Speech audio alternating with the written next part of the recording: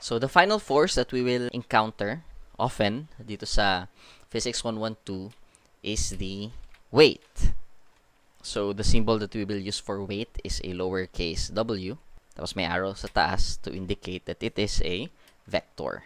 So the weight is also called the gravitational force, and this is the gravitational force exerted by the Earth, or kung ibang planet naman, other planet, on the object. Okay, so that is your weight. It is the gravitational force exerted by the planet. So since this is a vector, it has a magnitude and direction, and the direction of your weight is towards the center of the planet. So say ito yung planet mo, and this is an object. So this planet is exerting a gravitational force dun sa ating object, and that force is directed towards the center ng ating planet.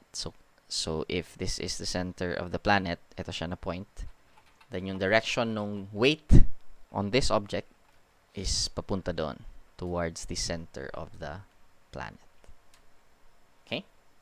Or, if you are on the surface of the planet, so that is downward, always downward. So, kung nakatayo ka sa Earth, ang center ng Earth is always downward. Nandun yung direction ng center ng Earth. Okay? So, say yung object mo nandito sa planet. This is the center of the object. If you are in the surface of the planet, the center of the planet is always downward.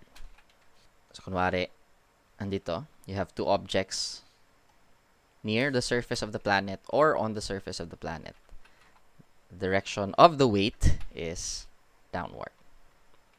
So, always downward if you are on the surface of the planet. So, the magnitude of weight is equal to this equation here. Your weight is equal to the mass of the object times the acceleration due to gravity. Now, the value for g depends dun sa planet, kung asan ka na planet, or gaano ka kalayo from the center of the planet. However, near the surface of the Earth, we will use the value g is equal to 9.81 meters per second squared. So that is weight, or the gravitational force. Now, when can we say na merong weight? Kailan nagkakaroon ng weight acting on an object? So weight exists when an object that has mass is near a planet. So why is that the case? Kung walang mass yung object mo, magiging 0 itong m, so wala kang weight. And if you are away from a planet, the value of g is decreasing. So if it is far from a planet, it is near 0, so wala ka ding weight. So this is the only long-range force that we will discuss here.